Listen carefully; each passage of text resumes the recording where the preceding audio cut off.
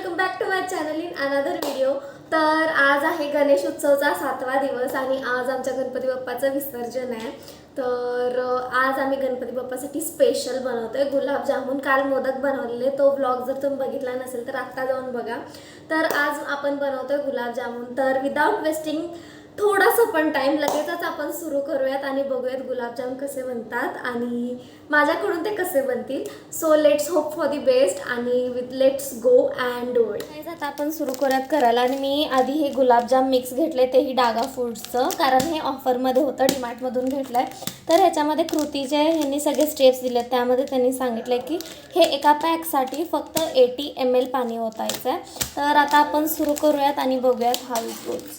So it looks like this आणि आपण आता सुरू करूयात।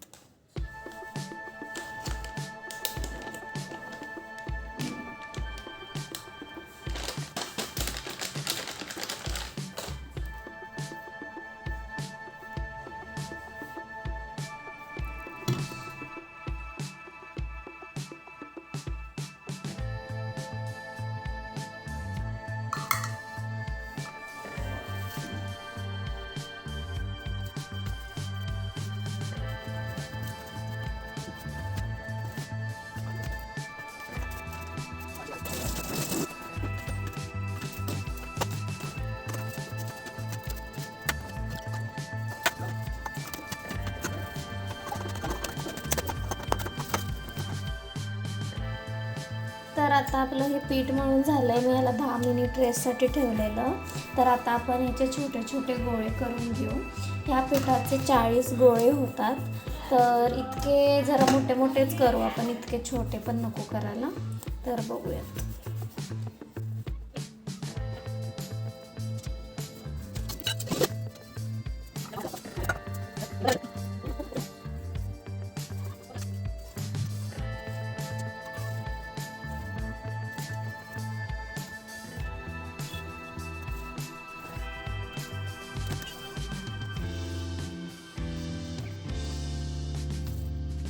तर गुलाबजामचे हे गोळे आहेत ते वळून झालेत, हे 40-42 गोळे झालेत आणि मी इथे एक पातेलं ठेवलं आहे। ह्यामध्ये आपण साखरेचं पाणी बनवू, साखरेचा पाक ज्याला म्हणतात। तर आता मी ह्यामध्ये पाणी आणि साखर मिक्स करते आणि मग पुढची प्रोसेस। तर मी ह्यामध्ये 1 ग्लास पाणी घेते आहे। तर मला जसं वाटेल त्यानुसार मी अजून वाढवत जाईन आणि ह्यामध्ये 4 किंवा 5 चमचे साखर टाकून घेईन आणि तोपर्यंत आपण ह्या गॅसवरती पटापटा हे जे गोळे आहेत ते तळून घेऊ। तर आता ह्या पाण्यामध्ये आपण 4 चमचे साखर टाकून घेऊ।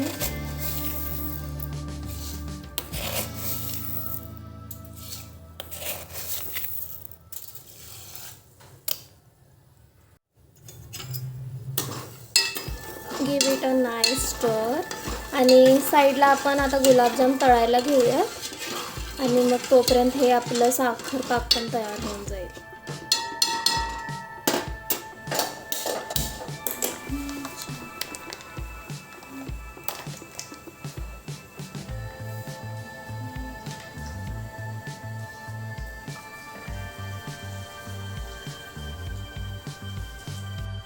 तर आता इथे साखर पाकाला उकळी यायला लागली आहे। तर आता हे आपण बारीक करून ठेवू आणि थोडं आटू देत, मग त्यानंतर आपलं गुलाबजाम पण तळून होतील आणि मग आपण ह्यामध्ये ॲड करू।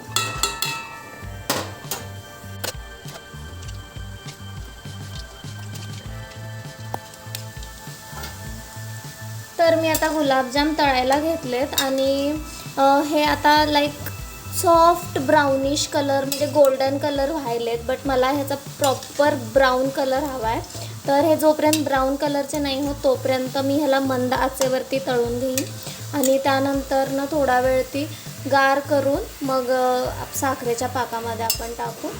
तर अशा प्रकारे बाकीचे जे काही हे उरलेले गुलाबजाम आहेत ते पण तळून घेऊ आणि मग मी तुम्हाला पुढची प्रोसेस दाखवते।